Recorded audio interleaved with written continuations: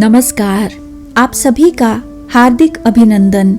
आइए पद्म पुराण के उत्तरखंड के अगले अध्याय का पाठन आरंभ करते हैं। माघ मास की षटतिला और जया एकादशी का महात्म्य। युधिष्ठिर ने पूछा, जगन्नाथ श्री कृष्ण आदिदेव जगतपते, माघ मास के कृष्ण पक्ष में कौन सी एकादशी होती है? इसके लिए कैसी विधि है तथा उसका फल क्या है? महाप्राज्ञ, कृपा करके ये सब बातें बताइए। श्री भगवान बोले, नृपश्रेष्ठ सुनो, माघ मास के कृष्ण पक्ष की जो एकादशी है वह षटतिला के नाम से विख्यात है, जो सब पापों का नाश करने वाली है। अब तुम षटतिला की पापहारिणी कथा सुनो, जिसे मुनिश्रेष्ठ पुलस्त्य ने दालभ्य से कहा था। दालभ्य ने पूछा, ब्रह्मन, मृत्यु लोक में आए हुए प्राणी प्राय पाप कर्म करते हैं, उन्हें नरक में न जाना पड़े, इसके लिए कौन सा उपाय है, बताने की कृपा करें। पुलस्त्य जी बोले, महाभाग, तुमने बहुत अच्छी बात पूछी है, बतलाता हूँ, सुनो। माघ मास आने पर मनुष्य को चाहिए कि वह नहा धोकर पवित्र हो, इंद्रियों को संयम में रखते हुए काम, क्रोध, अहंकार, लोभ और चुगली आदि बुराइयों को त्याग दे। देवादिदेव भगवान का स्मरण करके जल से पैर धोकर भूमि पर पड़े हुए गोबर का संग्रह करे। उसमें तिल और कपास छोड़कर 108 पिंडिकाएं बनाए। फिर माघ में जब आद्रक या मूल नक्षत्र आए तब कृष्ण पक्ष की एकादशी करने के लिए नियम ग्रहण करे। भली भांति स्नान करके पवित्र हो शुद्ध भाव से देवादिदेव श्री विष्णु की पूजा करे। कोई भूल हो जाने पर श्री कृष्ण का नामोच्चारण करे। रात को जागरण और होम करे। चंदन, अर्गजा, कपूर, नैवेद्य आदि सामग्री से शंख, चक्र और गदा धारण करने वाले देव देवेश्वर श्री हरि की पूजा करे। तत्पश्चात भगवान का स्मरण करके बारंबार श्री कृष्ण नाम का उच्चारण करते हुए कुम्हड़े, नारियल अथवा बिजौरे के फल से भगवान को विधि पूर्वक पूज कर अर्घ्य दे। अन्य सब सामग्रियों के अभाव में 100 सुपारियों के द्वारा भी पूजन और अर्घ्य दान किए जा सकता है। अर्घ्य का मंत्र इस प्रकार है, कृष्ण कृष्ण कृपालु सत्वम गति नाम गतिर भव, संसारार्णव मग्नानाम प्रसीद पुरुषोत्तम, नमस्ते पुंडरीकाक्ष नमस्ते विश्व भावन, सुब्रह्मण्य नमस्ते अस्तु महापुरुष पूर्वज, गृहाणार्घ्यम मया दत्तम लक्ष्मया सह जगतपते। अर्थात सच्चिदानंद स्वरूप श्री कृष्ण, आप बड़े दयालु हैं, हम आश्रयहीन जीवों के आप आश्रयदाता होइए। पुरुषोत्तम, हम संसार समुद्र में डूब रहे हैं, आप हम पर प्रसन्न होइए। कमल नयन, आपको नमस्कार है। विश्व भावन, आपको नमस्कार है। सुब्रह्मण्य महापुरुष, सबके पूर्वज, आपको नमस्कार है। जगतपते, आप लक्ष्मी जी के साथ मेरा दिया हुआ अर्घ्य स्वीकार करें। तत्पश्चात ब्राह्मण की पूजा करे, उसे जल का घड़ा दान करे, साथ ही छाता, जूता और वस्त्र भी दान दे। दान करते समय ऐसा कहे, इस दान के द्वारा भगवान श्री कृष्ण मुझ पर प्रसन्न हो। अपनी शक्ति के अनुसार श्रेष्ठ ब्राह्मण को काली गौ दान करे।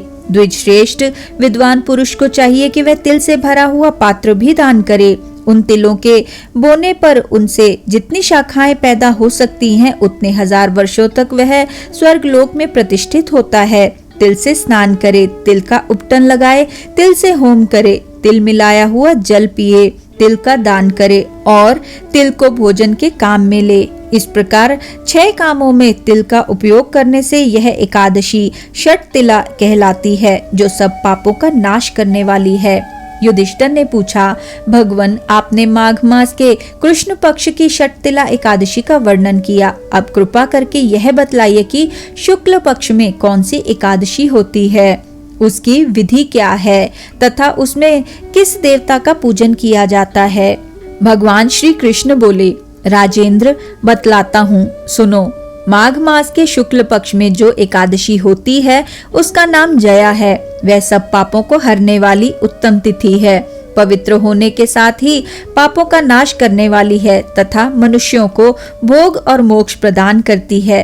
इतना ही नहीं, वह ब्रह्म हत्या जैसे पाप तथा पिशाचत्व का भी विनाश करने वाली है। इसका व्रत करने पर मनुष्यों को कभी प्रेत योनि में नहीं जाना पड़ता। इसलिए राजन, प्रयत्न पूर्वक जया नाम की एकादशी का व्रत करना चाहिए। एक समय की बात है, स्वर्गलोक में देवराज इंद्र राज्य करते थे। देवगण पारिजात वृक्षों से भरे हुए नंदन वन में अप्सराओं के साथ विहार कर रहे थे। 50 करोड़ गंधर्वों के नायक देवराज इंद्र ने स्वेच्छानुसार वन में विहार करते हुए बड़े हर्ष के साथ नृत्य का आयोजन किया। उसमें गंधर्व गान कर रहे थे, जिनमें पुष्पदंत, चित्रसेन तथा उसका पुत्र ये 3 प्रधान थे। चित्रसेन की स्त्री का नाम मालिनी था। मालिनी से एक कन्या उत्पन्न हुई थी जो पुष्पवंती के नाम से विख्यात थी। पुष्पदंत गंधर्व के एक पुत्र था जिसको लोग माल्यवान कहते थे। माल्यवान पुष्पवंती के रूप पर अत्यंत मोहित था। ये दोनों भी इंद्र के संतोषार्थ नृत्य करने के लिए आए थे। इन दोनों का गान हो रहा था। इनके साथ अप्सराएं भी थी। परस्पर अनुराग के कारण ये दोनों मोह के वशीभूत हो गए। चित्त में भ्रांति आ गई, इसलिए वे शुद्ध गान ना गा सके। कभी ताल भंग हो जाता तो कभी गीत बंद हो जाता था। इंद्र ने इस प्रमाद पर विचार किया और इसमें अपना अपमान समझकर वे कुपित हो गए। अतः इन दोनों को शाप देते हुए बोले, ओ मूर्खो, तुम दोनों को धिक्कार है। तुम लोग पतित और मेरी आज्ञा भंग करने वाले हो। अतः पति पत्नी के रूप में रहते हुए पिशाच हो जाओ। इंद्र के इस प्रकार शाप देने पर इन दोनों के मन में बड़ा दुख हुआ। वे हिमालय पर्वत पर चले गए और पिशाच योनि को पाकर भयंकर दुख भोगने लगे। शरीर पातक से उत्पन्न ताप से पीड़ित होकर दोनों ही पर्वत की कंदराओं में विचरते रहते थे। एक दिन पिशाच ने अपनी पत्नी पिशाची से कहा, हमने कौन सा पाप किया है जिससे यह पिशाच योनि प्राप्त हुई है। नरक का कष्ट अत्यंत भयंकर है तथा पिशाच योनि भी बहुत दुख देने वाली है। अतः पूर्ण प्रयत्न करके पाप से बचना चाहिए। इस प्रकार चिंता मग्न होकर वे दोनों दुख के कारण सूखते जा रहे थे। दैव योग से उन्हें माघ मास की एकादशी तिथि प्राप्त हो गई। जया नाम से विख्यात तिथि, जो सब तिथियों में उत्तम है, आई। उस दिन उन दोनों ने सब प्रकार के आहार त्याग दिए, जलपान तक नहीं किया, किसी जीव की हिंसा नहीं की, यहाँ तक कि फल भी नहीं खाया। निरंतर दुख से युक्त हो वे एक पीपल के समीप बैठे रहे। सूर्यास्त हो गया। उनके प्राण लेने वाली भयंकर रात उपस्थित हुई। उन्हें नींद नहीं आई। वे रति या और कोई सुख भी नहीं पा सके। सूर्योदय हुआ। द्वादशी का दिन आया। उन पिशाचों के द्वारा जया के उत्तम व्रत का पालन हो गया। उन्होंने रात में जागरण भी किया था। उस व्रत के प्रभाव से तथा भगवान विष्णु की शक्ति से उन दोनों की पिशाचता दूर हो गई। पुष्पवंती और माल्यवान अपने पूर्व रूप में आ गए। उनके हृदय में वही पुराना स्नेह उमड़ रहा था।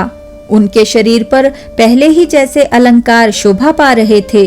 वे दोनों मनोहर रूप धारण करके विमान पर बैठे और स्वर्गलोक में चले गए। वहां देवराज इंद्र के सामने जाकर दोनों ने बड़ी प्रसन्नता के साथ उन्हें प्रणाम किया। उन्हें इस रूप में उपस्थित देखकर इंद्र को बड़ा विस्मय हुआ। उन्होंने पूछा, बताओ किस पुण्य के प्रभाव से तुम दोनों का पिशाचत्व दूर हुआ है? तुम मेरे शाप को प्राप्त हो चुके थे, फिर किस देवता ने तुम्हें उससे छुटकारा दिलाया है? माल्यवान बोला, स्वामिन, भगवान वासुदेव की कृपा तथा जया नामक एकादशी के व्रत से हमारी पिशाचता दूर हुई है। इंद्र ने कहा, तो अब तुम दोनों मेरे कहने से सुधा पान करो। जो लोग एकादशी के व्रत में तत्पर और भगवान श्री कृष्ण के शरणागत होते हैं, वे हमारे भी पूजनीय हैं। भगवान श्री कृष्ण कहते हैं, राजन, इस कारण एकादशी का व्रत करना चाहिए। नृपश्रेष्ठ, जया ब्रह्म हत्या का पाप भी दूर करने वाली है। जिसने जया का व्रत किया है उसने सब प्रकार के दान दे दिए और संपूर्ण यज्ञों का अनुष्ठान कर लिया। इस महात्म्य के पढ़ने और सुनने से अग्निष्टोम यज्ञ का फल मिलता है। इसी के साथ आज के इस सुंदर पाठन को हम यहीं पे विराम देते हैं और अगले अध्याय के पाठन के लिए हमारे साथ फिर से जुड़िएगा। आइए विष्णु जी के इस सुंदर मंत्र से आज के पाठन का समापन करते हैं। ओम नमो भगवते वासुदेवाय। ॐ नमो भगवते वासुदेवाय। ॐ नमो भगवते वासुदेवाय। ॐ नमो भगवते वासुदेवाय। ॐ नमो भगवते वासुदेवाय। ॐ नमो भगवते वासुदेवाय। ॐ नमो भगवते वासुदेवाय। धन्यवाद।